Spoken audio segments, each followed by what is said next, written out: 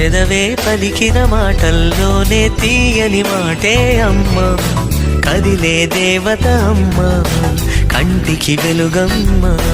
తనలో మమతే కలిపి పెడుతుంది ముద్దగా, తనలాలి పాటలోని సరిగమ పంచుతుంది ప్రేమ మధురిమ.